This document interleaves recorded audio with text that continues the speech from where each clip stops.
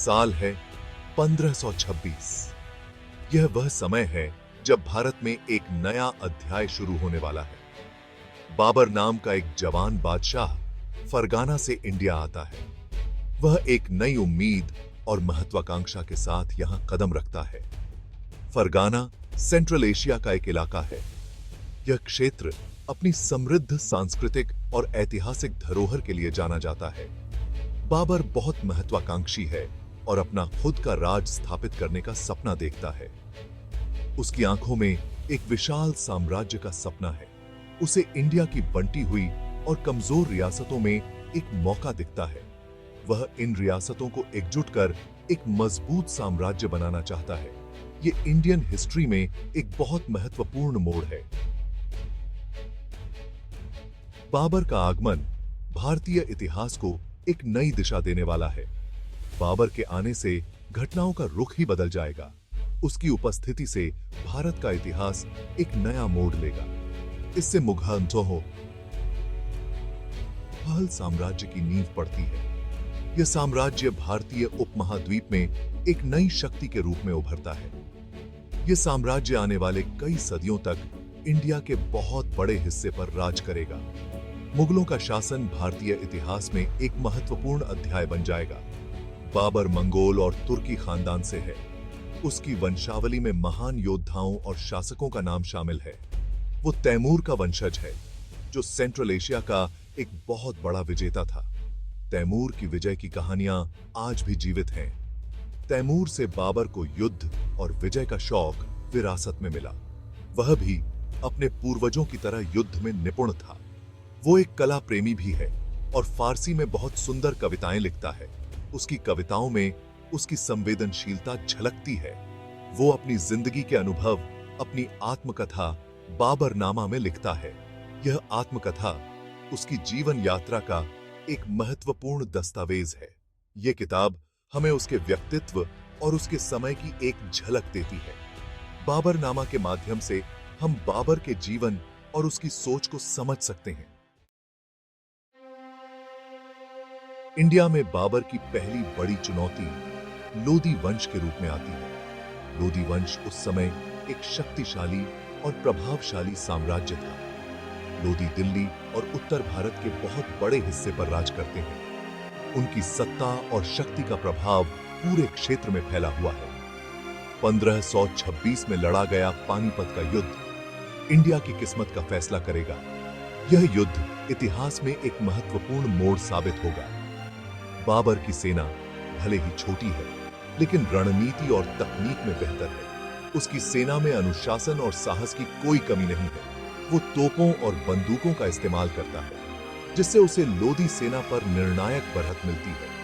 यह तकनीकी श्रेष्ठता युद्ध के परिणाम को बदल देती है। पानीपत का युद्ध बाबर की शानदार जीत है। यह जीत उसकी सैन्य कुशलता और रणनीतिक सोच का प्रमाण है। दिल्ली का सुल्तान इब्राहिम लोदी हार जाता है और मारा जाता है। उसकी हार ने दिल्ली के इतिहास को हमेशा के लिए बदल दिया। इस जीत ने लोदी वंश का अंत कर दिया और इंडिया में मुगल शासन का मार्ग प्रशस्त किया। मुगलों का प्रभाव धीरे धीरे पूरे भारत में फैलने लगा। बाबर की जीत सिर्फ सैन्य शक्ति की जीत नहीं है, यह उसकी रणनीतिक प्रतिभा और दूरदर्शिता का भी परिणाम है। यह उसकी रणनीतिक प्रतिभा और अनुकूलन क्षमता को भी दर्शाती है। बाबर ने युद्ध की कला में नए मानक स्थापित किए। वो बारूद तकनीक के महत्व को समझता है और उसका प्रभावी ढंग से उपयोग करता है। उसकी यह समझ उसे एक महान योद्धा बनाती है। यह है इंडिया में बाबर की सफलता का श्रेय उसके सैन्य कौशल को जाता है। बाबर ने अपने सैन्य कौशल से भारत में एक मजबूत साम्राज्य की नींव रखी। वो सैन्य रणनीति और रणनीति में माहिर है। उसकी योजनाएं हमेशा सटीक और प्रभावी होती हैं। वो इंडिया में नई सैन्य तकनीकें लाता है, जैसे कि तुलुगमा और अरबा। इन तकनीकों ने उसकी सेना को अद्वितीय बना दिया। तुलुगमा दुश्मन को दो तरफ से घेरने की एक रणनीति है। इस रणनीति ने कई युद्धों में बाबर को जीत दिलाई। अरबा एक दूसरे से जंजीर से बंधी गाड़ियों की एक सुरक्षात्मक संरचना है। यह संरचना दुश्मन के हमलों को रोकने में बहुत प्रभावी थी। शायद उसका सबसे महत्वपूर्ण आविष्कार बारूद तोपखाने का उपयोग है। इसने युद्ध के मैदान में क्रांति ला दी। तोपों और बंदूकों ने बाबर की सेना को अपने विरोधियों पर एक निर्णायक बढ़त दिलाई। इसने उसकी सेना को अजेय बना दिया। वो मारक क्षमता के महत्व को समझता है और दुश्मन के जमावड़े को तोड़ने के लिए इसका प्रभावी ढंग से उपयोग करता है। उसकी रणनीतियों ने दुश्मनों को हिलाकर रख दिया। बाबर एक अनुशासित सेना भी रखता है और अपने सैनिकों में वफादारी की भावना जगाता है। उसकी सेना हमेशा उसके आदेशों का पालन करती थी। वो आगे से नेतृत्व करता है और अपने आदमियों की कठिनाइयों को साझा करता है। इसने उसे एक महान नेता बना दिया। इंडिया में बाबर का शासनकाल अपेक्षाकृत छोटा है। पानीपत की लड़ाई के ठीक 4 साल बाद 1530 में उसकी मृत्यु हो जाती है। हालांकि इस छोटे से समय में उसने मुगल साम्राज्य की नींव रखी। वो एक केंद्रीकृत प्रशासन और एक मजबूत सेना स्थापित करता है। वो इंडिया में फारसी संस्कृति और कला का परिचय भी कराता है, जिसका स्थायी प्रभाव पड़ता है। बाबर सिर्फ एक विजेता नहीं, बल्कि एक निर्माता और कला का संरक्षक भी है। वो बगीचे और मस्जिदें बनवाता है और शिक्षा और साहित्य को बढ़ावा देता है। उनके संस्मरण बाबरनामा को फारसी साहित्य का एक उत्कृष्ट कृति माना जाता है। बाबर की विरासत बहुआयामी है। उन्हें एक महान योद्धा, एक चतुर रणनीतिकार और एक सुसंस्कृत शासक के रूप में याद किया जाता है। बाबर के बेटे हुमायूं को अपने पिता की मृत्यु के बाद मुगल सिंहासन विरासत में मिलता है। अपने पिता के विपरीत हुमायूं एक मजबूत और निर्णायक शासक नहीं है। उसे अपने ही परिवार और महत्वाकांक्षी रईसों की चुनौतियों का सामना करना पड़ता है। उसके भाई कामरान, अस्करी और हिंडाल सभी सत्ता के लिए होड़ करते हैं। हुमायूं रणनीतिक भूल भी करता है। वो कई मोर्चों पर युद्ध लड़कर अपने संसाधनों और ध्यान को विभाजित करता है। इससे उसकी स्थिति कमजोर होती है और उसके दुश्मनों को मजबूत होने का मौका मिलता है। उसके पास वो निर्णायकता और क्रूरता का अभाव है जो उसके पिता की विशेषता थी। इससे वो अपने प्रतिद्वंद्वियों की नजर में कमजोर और अनिर्णायक दिखाई देता है। भाग 6, शेरशाह सूरी, एक दुर्जेय विरोधी। हुमायूं के विरोधियों में सबसे दुर्जेय है शेरशाह सूरी, जो एक शक्तिशाली अफगान सरदार है। शेरशाह एक योग्य प्रशासक और एक शानदार सैन्य कमांडर है।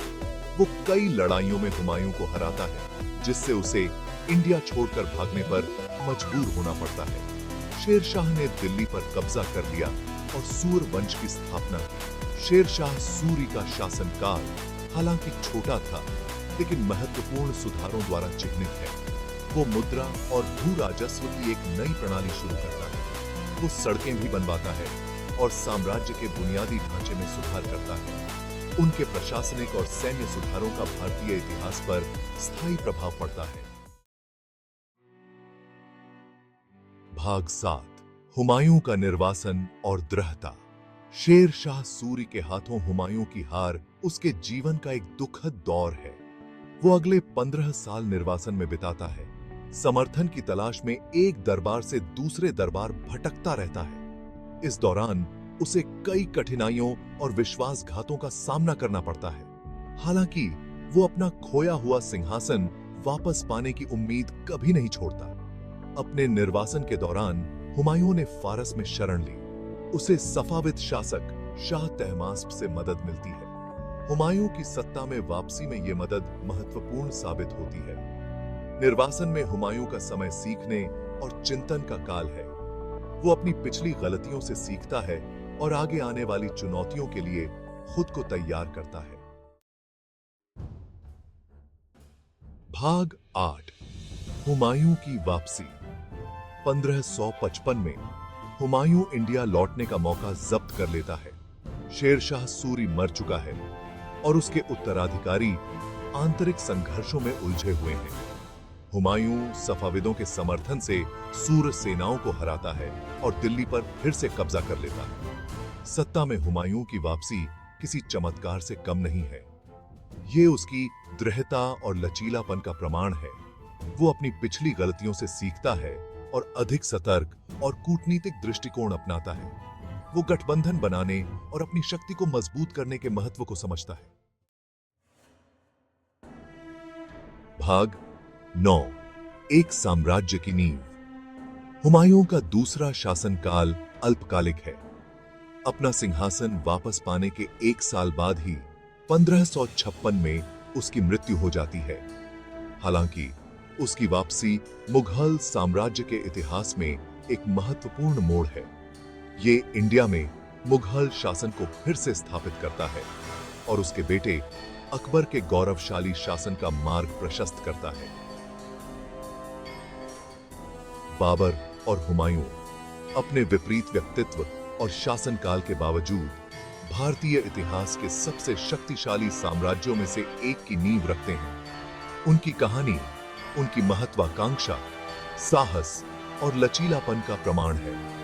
मुगल साम्राज्य, जिसकी उन्होंने स्थापना की, आने वाली सदियों तक इंडिया के भाग्य को आकार देगा।